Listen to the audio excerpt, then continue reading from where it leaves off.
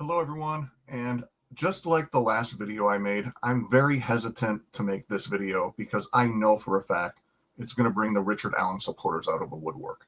But as somebody who is a journalist, I believe it or not, whether you believe me or not, even if you're a Richard Allen supporter, I look at all of the evidence and I have studied this case longer than 99% of you have.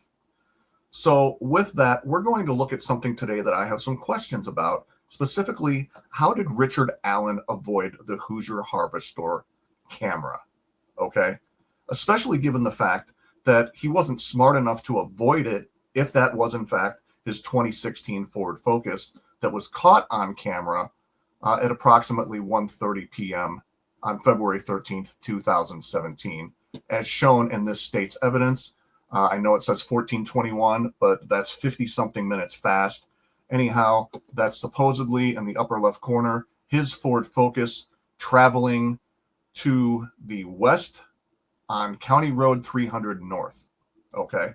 And this is the same road that eyewitness Sarah Carbaugh reports seeing somebody that was muddy and bloody at trial walking on the north side of this road. So I asked myself, how did Allen avoid getting seen walking away from the crime scene on County Road 300 North? How did he avoid this camera? I mean, they caught his car, or what's allegedly his Ford Focus, on camera.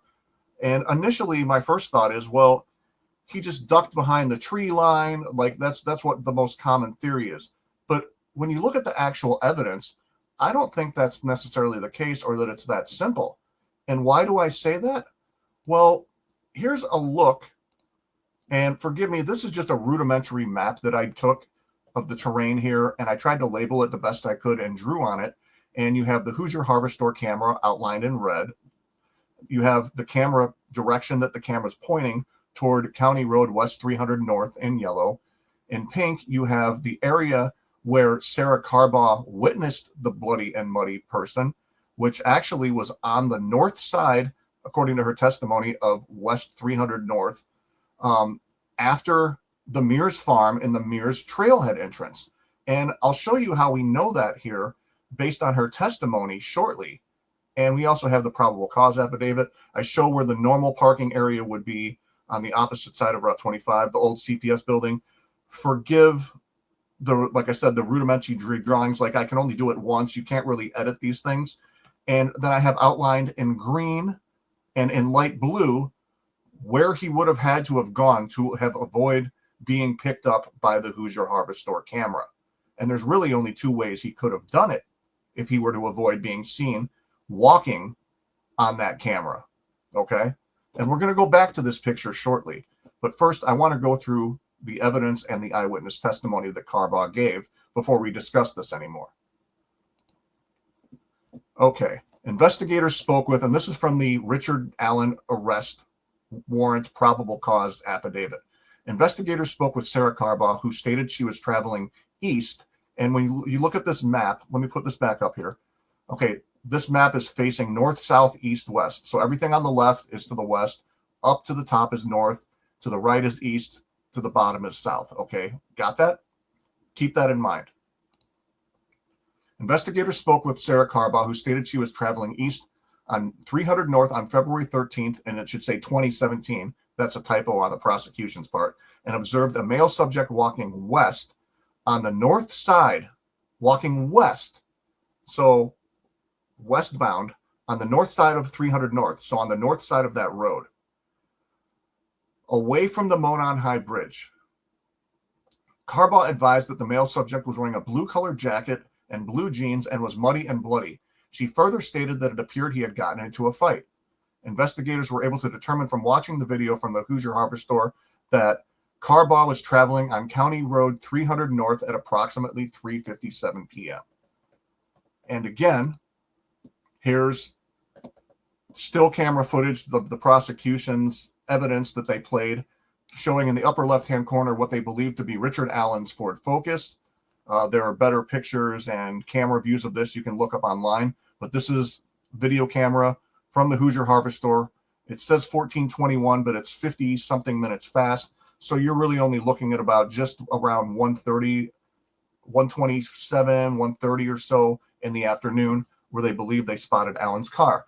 And I've asked myself, well, why would Alan be stupid enough to be spotted on camera parking at the old CPS building and driving his Ford Focus there, but he's not spotted walking past that same area down County Road 300 North? And again, we'll go back to the map in a minute and discuss that. But first, let's discuss the rest of Carbaugh's testimony as reported by different newspapers and transcripts and people who were there.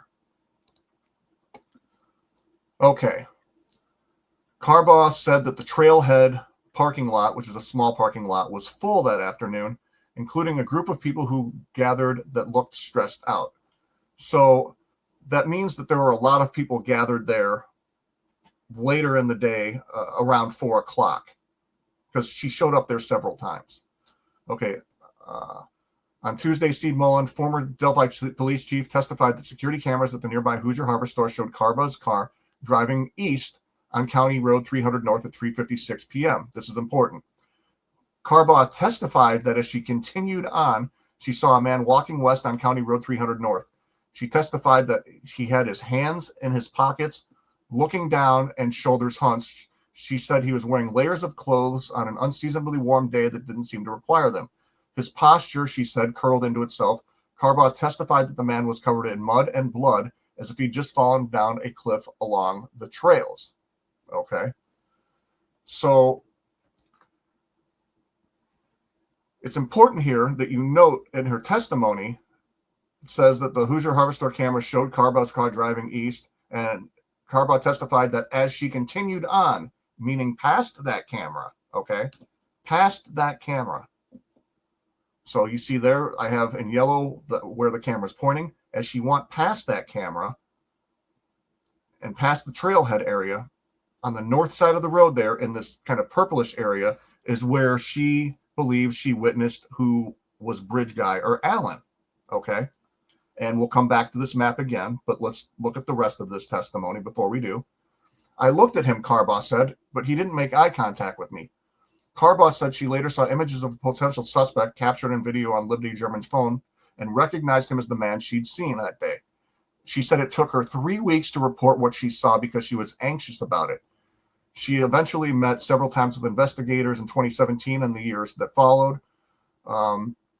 Anyhow, Baldwin, Alan's attorney, challenged her certainty about her description. Baldwin pointed to transcripts of her initial interviews with police. She mentioned, quote, mud 11 and 13 times and blood no times in her initial interviews. Carbaugh said she believed she might have mumbled the word blood the first time. The second one, she said, about an hour of her interview is missing. Missing or erased investigation interviews have been a bone of contention for Alan's team throughout potential hearings and motions. We have to take your word for that, Baldwin asked. The video is missing, and that's not on me, she said of her June 2017 interview with police.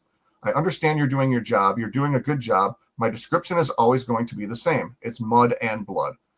Baldwin noted that a later interview had Carbaugh mentioning blood, but no longer talking about mud. He also pressed her on bits of description she gave about the man and what she saw. And we have one more here before we go back to the map.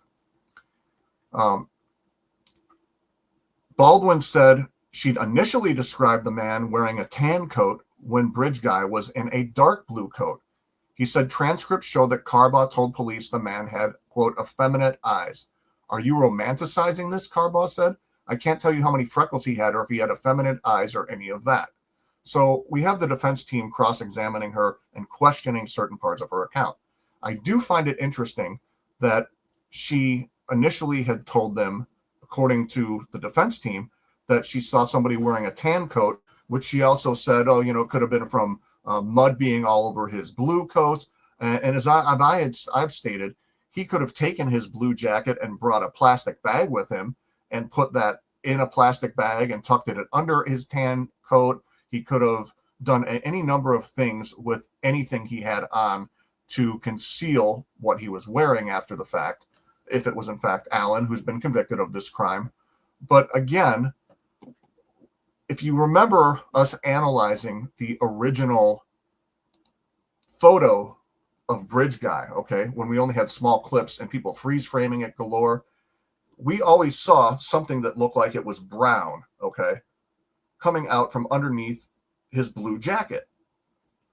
And everybody analyzed that. Oh, is that a gun holster? Is that another jacket? Is it a shirt? Whatever it was brown. So that makes sense that Carbaugh would have seen somebody wearing something brown. He may have, who knows what happened to that blue jacket. Like I said, he could have buried it under his tan jacket. But now to the map, okay, and what we've just discussed. And this is the important part here. Again, you see the Mears trailhead entrance.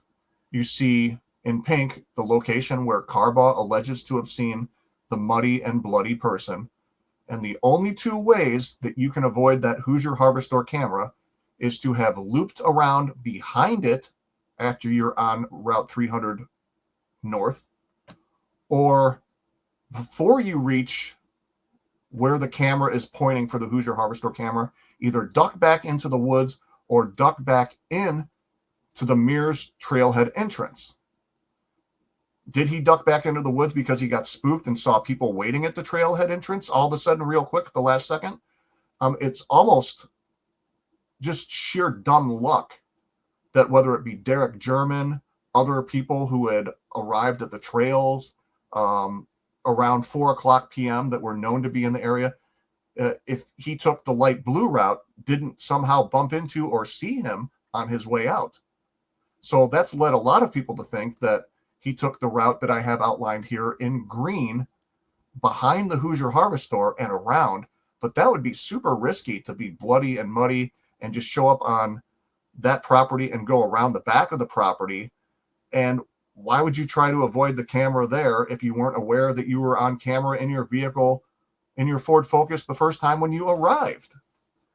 It just all points to either Richard Allen just being a paranoid, complete idiot after the crime was committed, which I think is most likely, or it points to the fact that he did something else after Carbaugh saw him to avoid being detected by that camera and anybody else that was out there that day, whether it was to hop back across to the south side. And again, everybody thinks, oh, well, he must have just followed the tree line.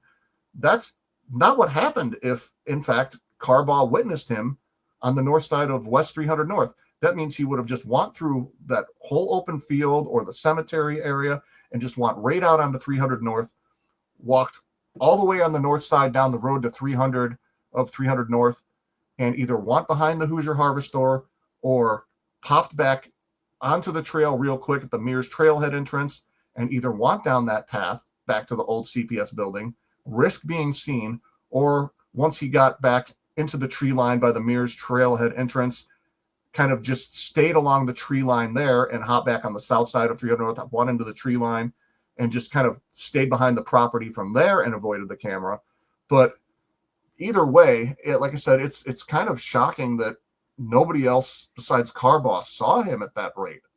That's my question for all of you. How do you think he was just lucky to avoid anybody else besides Carbaugh seeing him?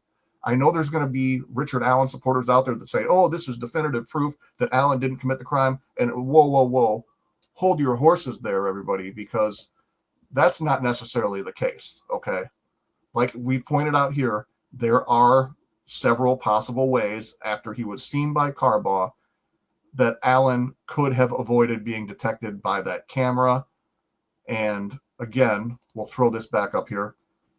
I mean, there is a lot of wooded area along the south side there of County Road 300 North that he could have easily ducked back into, as you see here on this camera footage, and then behind this property, behind the Mears property, and then pop back out after Carbaugh saw him. But again, I ask you, why wasn't he smart enough to avoid being seen on the Hoosier Harvestore camera in his Ford Focus when he arrived? So anyway, again, we can analyze this all day long.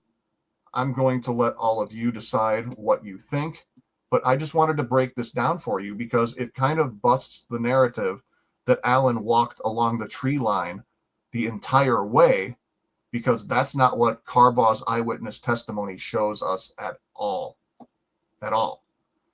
If he was spotted before the Mears property and the Mears trailhead, he got the heck out of there on the road to 300 North a lot earlier than that, and didn't just ride the tree line the whole way down from the get-go.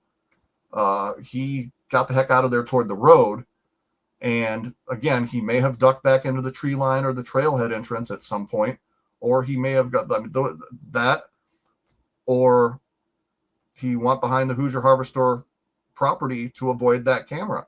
Otherwise, I'm 100% certain the prosecution would have brought up the fact during trial that, hey, we have this guy walking along County Road 300 North on the Harvestore camera at about 3:45, 3:50, 3:57 p.m., whatever, walking toward the old CPS building. And that never happened, okay? And if it did happen, it wasn't brought up by the prosecution at trial. So again, I want to caution everybody from drawing any definitive conclusions from this or saying it means Alan's innocent, et cetera, et cetera. Again, we've outlined here numerous ways he still could have avoided that camera and been bridge guy, which all of the evidence still only points to him. But I wanted to share this video with everybody because I know some of you say, oh, you're biased, you don't look at all the facts. Yes, I do. Okay. I look at every possible scenario, whether you think that I do or not. And I'm allowed to have opinions, just like you're all allowed to have opinions. But if you're going to do it on my page, I keep saying this, I want you to do it with critical thinking, with evidence. I don't want you calling people names because I will boot you off my channel. Okay? I don't mind hearing people's thoughts, opinions, and theories if they can do it respectfully. That's all I ask. That should not be that hard. You shouldn't be calling people idiots, shouldn't be insulting my profession. That's not how we do things on this page. This isn't a three-ring circus. These are real people's lives. I've said that from the get-go when I've started this channel. And I appreciate the hell out of all the people who've respected that continue to follow my channel and subscribe to it. Because we do things like adults here, okay? And I'm not going to get into any more of a lecture here, but I'm going to put this back up on there one more time before we go. Again, these essentially are the only real two ways that Richard Allen could have avoided being seen on that camera, aside from just skirting the tree line after he reached the Mears trailhead area. He would have had to have hopped back on at the Mears trailhead entrance again, or gone behind and around the Hoosier Harvestore to get to the old CPS building. Those are really the only two ways that he could have avoided being seen on camera on February 13th, 2017, when he was walking down County Road West 300 North. And frankly, I'm shocked that the defense team, instead of just going with common sense, logic, critical thinking to defend their client, that they chose to blame it on Odinists. I still don't get it. Thanks for watching, everybody. Please be polite and respectful in the comments and try to use critical thinking skills. I would love to hear what you think about this. Okay? Thanks for watching, everybody. I appreciate you.